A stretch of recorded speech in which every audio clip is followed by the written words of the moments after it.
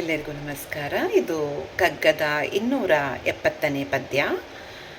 ಎಲ್ಲರಿಗಂ ಆಗಿತಾನ್ ಎಲ್ಲರಂ ತನಗಾಗಿ ನಿಲ್ಲುವೇಕಾತ್ಮತೆಯ ಬಾಳ್ವೆಯಂ ಕಲಿಯಲ್ ಸಲ್ಲುವ ಉಪಕರಣಗಳು ಮನೆ, ರಾಜ್ಯ, ಸಂಸಾರ ಅಲ್ಲ ಗೆಳೆಯಬೇಡ ಇದರನು ಮಂಕುತಿಮ್ಮ.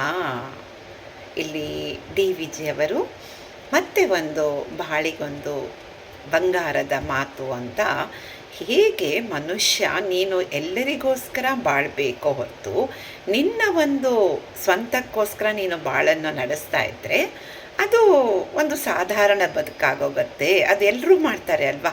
ಅದು ಓದಿರೋರು ಮಾಡೋದು ಅದೇ, ಓದಿಲ್ದೇ ಇರೋರು ಮಾಡೋದು ಅದೇ. ಆದರೆ ನಿನ್ನ ಒಂದು ಲೈಫನ್ನು ನೀನು ಚೆನ್ನಾಗಿ ಮಾಡ್ಕೋಬೇಕು ಅನ್ನೋ ಮನಸ್ಸು ಇದ್ದರೆ ನಿನಗೆ, ನೀನು ಯಾವ ಥರ ಬಾಳಬೇಕು, ಎಲ್ಲರೂ ನನಗೋಸ್ಕರ ಬಾಳ್ತಾ ಇದ್ದಾರೆ, ನಾನು ಎಲ್ಲರಿಗೋಸ್ಕರ ಬಾಳ್ತಾ ಇದ್ದೀನಿ ಅನ್ನೋ ಒಂದು ಗ್ರ್ಯಾಟಿಟ್ಯೂಡಲ್ಲಿ ನಾವು ಬದುಕಿದಾಗ ನಮ್ಮ ಬಾಳಿಗೆ ಒಂದು ಅರ್ಥ ಸಿಗತ್ತೆ ಅಲ್ವಾ. ಅದನ್ನೇ ಅವರಿಲ್ಲಿ ಹೇಳ್ತಾ ಇದ್ದಾರೆ. ಏನು ಹೇಳ್ತಾರೆ? ಎಲ್ಲರಿಗಂ ಆಗಿತಾನ್ ಎಲ್ಲರಂ ತನಗಾಗಿ. ಅಂದರೆ ತಾನು ಎಲ್ಲರಿಗೋಸ್ಕರ ಬದುಕಬೇಕು ಹಾಗೂ ಎಲ್ಲರೂ ತನಗೋಸ್ಕರ ಬದುಕ್ತಾ ಇದ್ದಾರೆ ಅನ್ನೋ ಒಂದು ಮಾತನ್ನು ನಿಲ್ಲುವೇಕಾತ್ಮತೆಯ ಬಾಳ್ವೆಯಂ ಕಲಿಯಲ್. ಅಂದರೆ ಈ ಏಕಾತ್ಮತೆಯ ಒನ್ನೆಸ್ ಅಂದರೆ ನಾವ್ಯಾರೂ ಬೇರೆ ಅಲ್ಲ, ನಾವೆಲ್ಲರೂ ಒಂದು ಇಂಟರ್ಡಿಪೆಂಡೆಂಟು, ನಾವೆಲ್ಲರೂ ಪರಾವಲಂಬಿಗಳು ಮನುಷ್ಯ. ಆ ಥರ ಒಂದು ನೀನು ಒನ್ನೆಸ್ನಲ್ಲಿ ನೀನು ಬಾಳಿಯನ್ನು ಕಲಿತ್ಕೋ ಮನುಜ ಅಂತ ಹೇಳ್ತಾರೆ. ನಾವೆಲ್ಲರೂ ಒಬ್ಬರ ಮೇಲೆ ಒಬ್ಬರು ಡಿಪೆಂಡ್ ಆಗೇ ಇದ್ದೀವಿ. ಮನುಷ್ಯ ಒಂದು ಸಂಘಜೀವಿ, ಸ್ನೇಹಜೀವಿ ಹಾಗೂ ಒಬ್ಬರ ಮೇಲೆ ಒಬ್ಬರು ಡಿಪೆಂಡ್ ಆಗೇ ಇರ್ತೀವಿ. ಯಾವುದೇ ಮನುಷ್ಯನೂ ಒಂದು ತಾನಾಗಿ ತಾನೇ ಏನೋ ಮಾಡ್ಕೊಳ್ಳಿಕ್ಕೆ ಸಾಧ್ಯ ಇಲ್ಲ ಅಲ್ವಾ. ನಮಗೆ ಒಂದು ಜನ್ಮ ಕೊಟ್ಟವರೊಬ್ಬರು ಇರ್ತಾರೆ, ಮತ್ತು ಬೆಳೆಸೋರೊಬ್ಬರು ಇರ್ತಾರೆ, ಅಥವಾ ಒಂದು ಶಿಕ್ಷೆ ಕೊಟ್ಟವ್ರು ಇರ್ತಾರೆ, ಅಲ್ಲಿ ನಮಗೋಸ್ಕರ ಊಟ ತಿಂಡಿ ಬೆಳೆಯೋರು ಇದ್ದಾರೆ, ಎಷ್ಟು ಜನ ಇರ್ತಾರೆ ಅಲ್ವಾ. ಹಾಗೆ ನಾವು ಎಲ್ಲರಿಗೋಸ್ಕರ ನಾನು, ನನಗೋಸ್ಕರ ಎಲ್ಲರೂ ಇದ್ದಾರೆ ಅನ್ನೋ ಒಂದು ಕೃತಜ್ಞತೆಯ ಭಾವದಿಂದ ನಾವಿದ್ದಾಗ ಎಷ್ಟು ಒಂಥರ ನಮಗೆ ಆತ್ಮದ ತೃಪ್ತಿ ಸಿಗತ್ತೆ. ಆ ಥರ ನೀನು ಆ ಥರ ಬಾಳಲಿಕ್ಕೆ ನೀನು ಕಲಿತ್ಕೊ ಮನುಜ ಅಂತ ಹೇಳ್ತಾರೆ. ಮುಂದೆ ಹೇಳ್ತಾರೆ, ಸಲ್ಲವು ಉಪಕರಣಗಳು ಮನೆ, ರಾಜ್ಯ, ಸಂಸಾರ. ಅಂದರೆ ಈ ಥರ ಬಾಳಬೇಕು ಅಂದರೆ ನಮ್ಮ ಹತ್ರ ಕೆಲವೊಂದು ಉಪಕರಣಗಳಿದೆ. ಅದು ಯಾವ್ಯಾವುದಂತೆ? ಒಂದು ಮನೆ, ಒಂದು ರಾಜ್ಯ, ಒಂದು ಸಂಸಾರ. ಸಂಸಾರ ಅಂದರೆ ಇಲ್ಲಿ ಜಗತ್ತು, ಅಂದರೆ ಮನೆಯಿಂದ ಶುರು ಆಗತ್ತೆ.